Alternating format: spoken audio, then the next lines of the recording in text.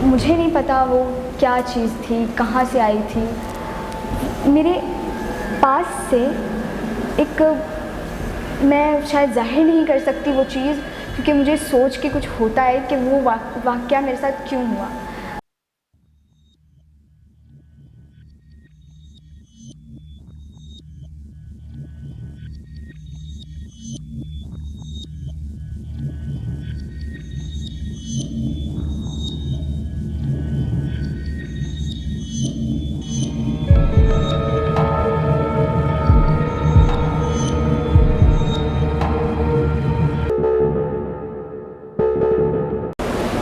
अस्सलाम वालेकुम। आज मैं आपको अपनी ज़िंदगी का एक ऐसा वाक़या सुनाने वाली हूँ जो शायद मैंने नहीं सोचा था कि कभी मेरे साथ ये भी होगा, क्योंकि मैं काफ़ी डरपोक किस्म की लड़की थी। तो ये वाक़या है स्कूल टाइम का, जब मैं स्कूल जाती थी। हमारी गली जो है काफ़ी चौड़ी है, मतलब बहुत स्पेस है और ज़्यादातर वीरान होती है। तो हम बहुत से वाक़यात भी हुए हैं, पर मुझे डर लगता था, अकेले आने में बहुत डर लगता था। मैं हमेशा अपनी मम्मा के साथ आती थी। तो एक रोज़ यूँ हुआ कि मेरी मम्मा किसी वजह की वजह से मुझे 2-3 दिन तक स्कूल नहीं लेने आई, तो मैं रोज़ अकेली आती थी। पहले दिन तो मुझे बहुत डर लगा कि नहीं, मैं अकेली नहीं आऊँगी। मैंने मम्मा को बोला कि वहाँ पर इतने सारे लोग बातें करते हैं, कुछ ना कुछ तो हुआ होगा। तो फिर मेरी मामा ने मुझे एक दिन समझाया कि नहीं बेटा, ऐसा कुछ नहीं होता। तो उन्होंने मुझे इतने अच्छे तरीके से समझाया कि मुझे भी लगने लग गया कि हाँ, शायद ऐसा कुछ नहीं होता होगा, सिर्फ ये वहमी बातें हैं। तो एक रोज़ मैं अपने स्कूल से वापस आ रही थी। काफ़ी सुनसान इलाका है वो। सड़क पर मैं अकेली चल रही थी, ठीक है। अब मुझे नहीं पता था कि वो अंकल कौन थे, कहाँ से आए थे और उन्होंने कहाँ जाना था। मैं चल रही थी, मैं सुकून से अपने घर के लिए रवाना हुई थोड़ी दूरी पर, जबकि मुझे पता है कि पीछे कोई नहीं आ रहा।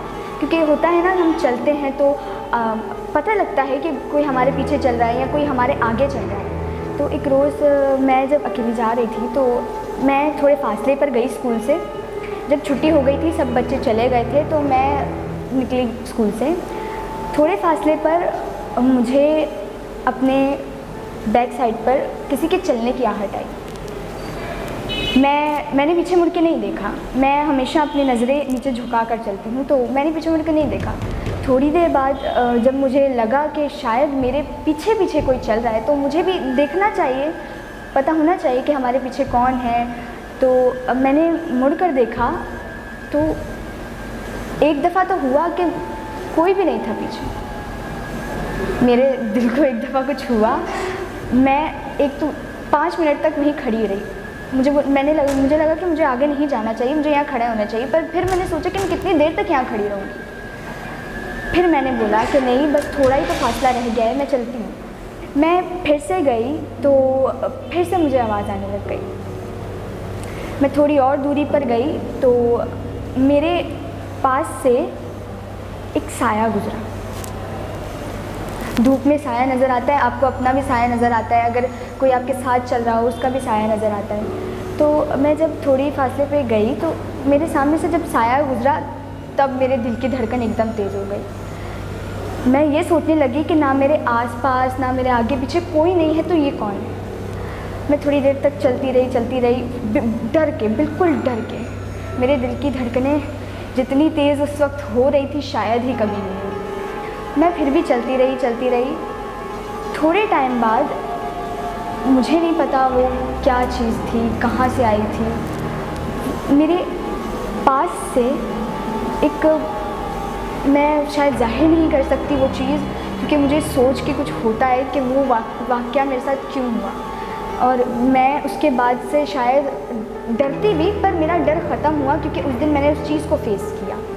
मेरे पास से एक इतनी स्पीड में, पता नहीं क्या था वो, बहुत ही स्पीड में गुजरी, जिससे मैं इतने बुरे तरीके से डर गई कि मैं रोना शुरू हो गई। फिर वहाँ से, जाहिर सी बात है, रोड है, गाड़ियाँ भी गुजरती हैं। तो वहाँ से एक गाड़ी आई।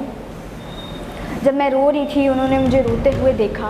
उन्होंने पूछा क्या हुआ, तो मैंने उनको सारा वाक़या सुनाया। फिर उसके बाद उन्होंने बोला चलो फिर हम, एक कपल था, मियाँ बीवी थे, तो उन्होंने बोला कि चलो हम आपको छोड़ देते हैं। मैं इतना डर गई थी कि मैं उनसे भी डर रही थी, उनसे डर के बार बार पीछे हो रही थी मैं उनको, वो मुझसे पूछ रहे थे, मैं उनसे भी डर रही थी।